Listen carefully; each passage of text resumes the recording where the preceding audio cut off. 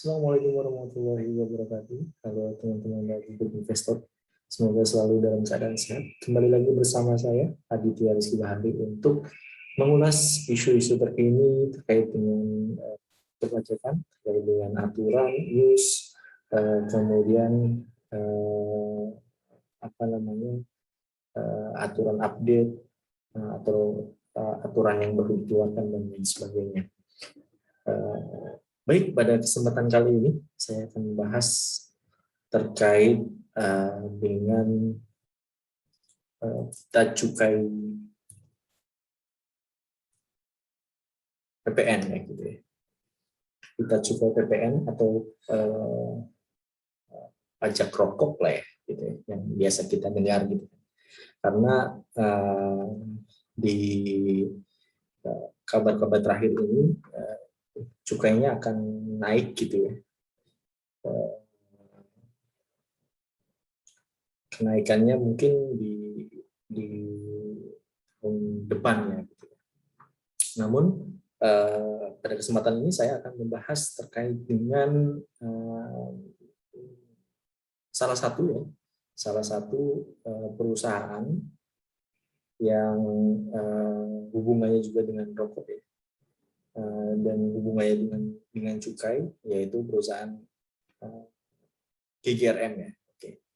Di semester 1 kemarin di 30 Juni ya 2021, GGRM merilis laporan keuangannya di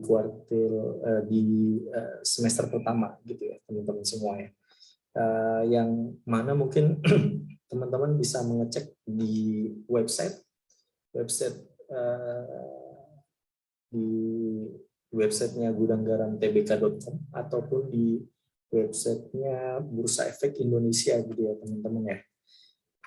Teman-teman di sini udah bisa download, udah bisa kita dapatkan neracanya, aset lancarnya, totalnya berapa, kemudian di sini ada liabilities dan ekuitasnya, ada loan, ada pinjaman-pinjaman, kemudian yang akan kita bahas yaitu dari sisi laporan laba rugi teman-teman semua ya.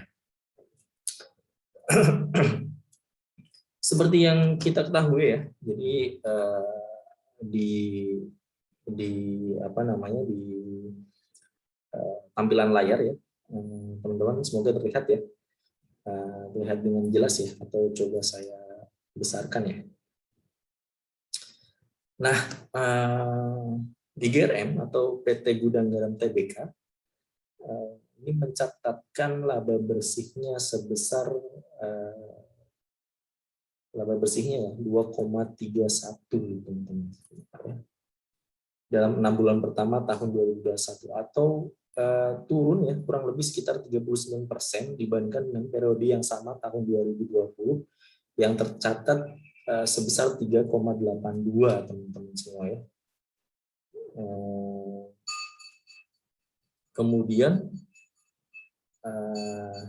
yang tadi saya sebutkan ini ya teman-teman ya, di bawah ini ya, di bawah 2,3, sedangkan di tahun lalu ada 3,8 ya teman-teman.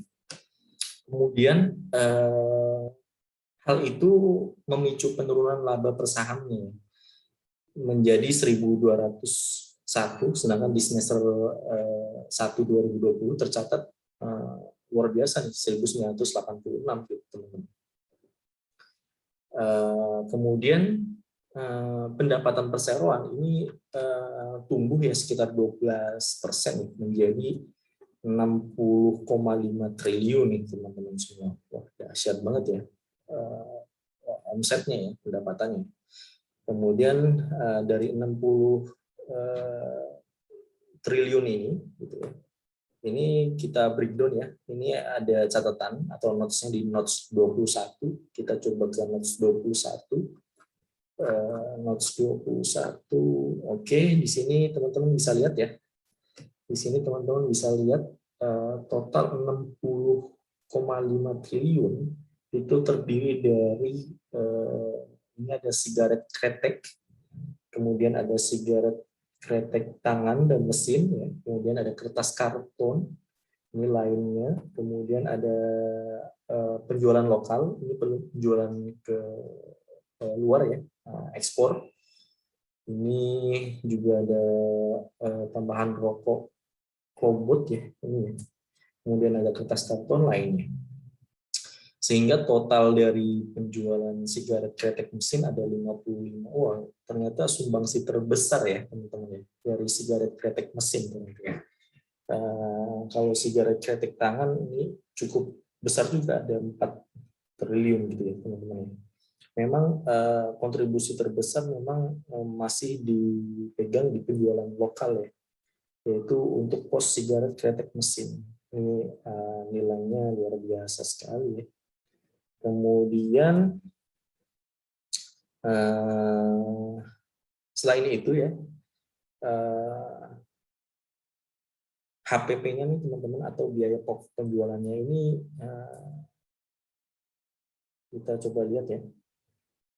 Biaya pokok penjualannya ini cukup meningkat drastis teman-teman ya, meningkat sekitar 10.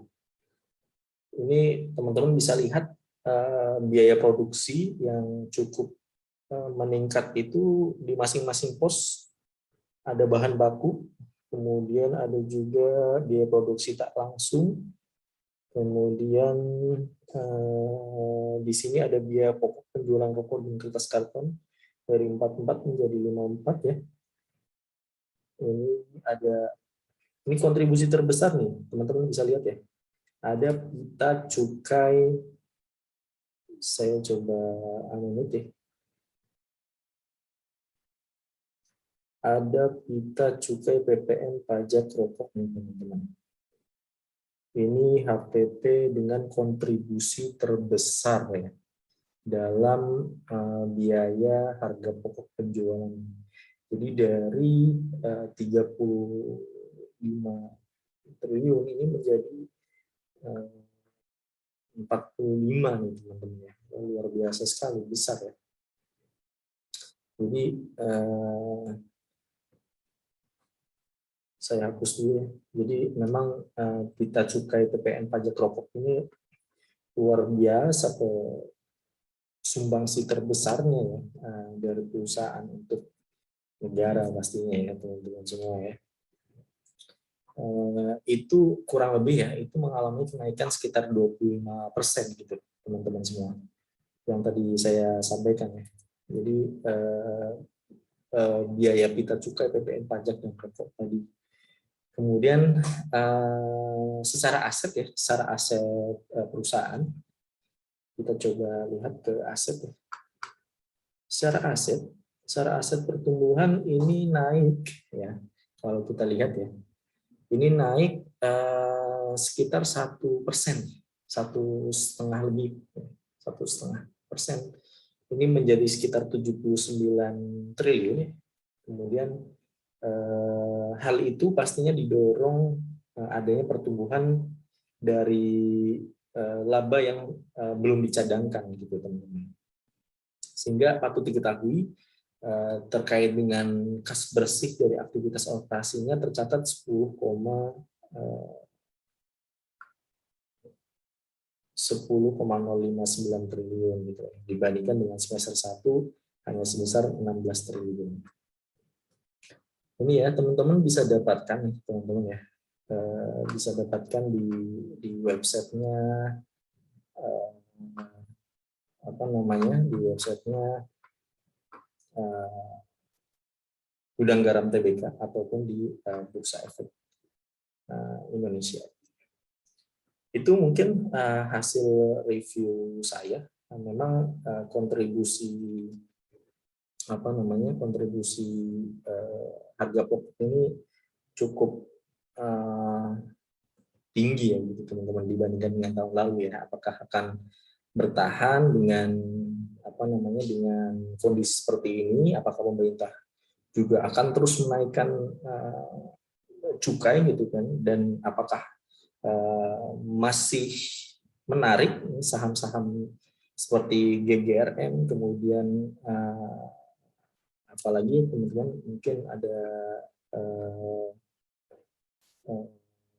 Anjaya Mandala Sampurna, gitu ya, KM Sampurna, gitu.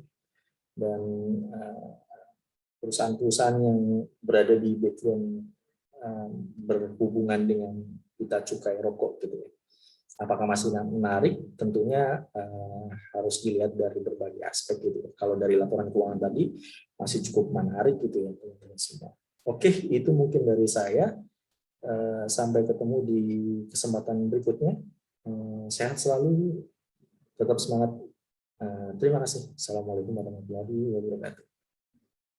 Bye bye.